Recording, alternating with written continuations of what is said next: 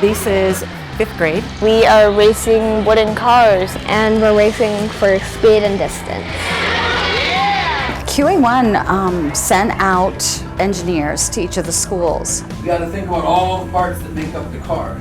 And then they talked about the engineering process and how what they go through in real life is very much the same thing that we're teaching at the elementary level. This is outside the box thinking. Working with them to try to find ways to adapt is really what we're trying to do. They've given me tips and pointers on like what to do with your car, what will help it go quicker and make it a little more sturdier. Is it yours? They started talking about how to engineer the cars.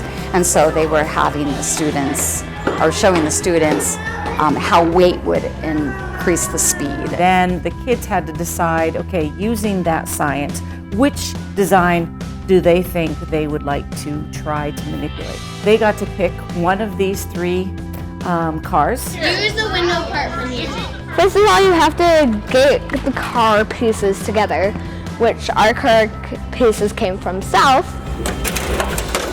We have the high school helping us actually cut out the cars. We really wanted to have a partnership with the elementary and the high schools together. We wanted to have something there.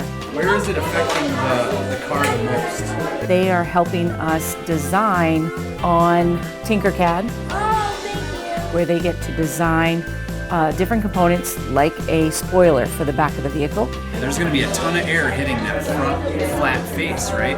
What the kids are doing here today is very similar to what we do at QA1, but just on a much smaller scale. Like this part, and then we can just like have it here. The kids are really engaged to know that what they're doing on these cars is something that they can transfer into real life. It's going to match at the top. My favorite part of this was probably building it. There were students who were, I'm not kidding you, they were coming in at their lunch and recess times to work on their cars because they were so excited and wanted to get their cars just right. They would test them and they would work to improve them so to get them to go faster and further down the racetracks. And then on race day, they were already familiar with the track, they were familiar with the setup. On the count of 3, they would release the pen and the car would run.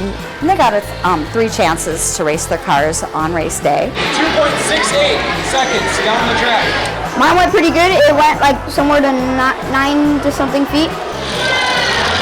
We had 9 4th graders to help us with our races, which I think is really cool that they get to see us and what they might be doing next year. My advice, probably, like have a decent amount of weight, so in a variety, like probably 1 in the back, 1 in the front, and like some decent amount in the middle, just for traction. The kids are super engaged right from the get-go of this project. When the kids get to use Tinkercad, when they got to use this real wood, it's a lot more engaging because of the resources that they're using. If I had this opportunity when I was a kid, back in elementary school, that would have been fantastic. I just want to again thank QA1 and SEMA for the grant and for sending us the volunteers. It's such a rewarding thing to come here and do this. Seeing that these kids are getting excited about using this technology and showing how it adapts in the real world is just fantastic. So we're thrilled to be a part of it. The excitement that this has brought to the kids, the theme together, we learn, is something that we wouldn't have been able to do without the SEMA grant or QA1's volunteering and everything that they've been able to do, the district's been able to do. All of us getting together to be able to do this, we wouldn't have been able to do it without them.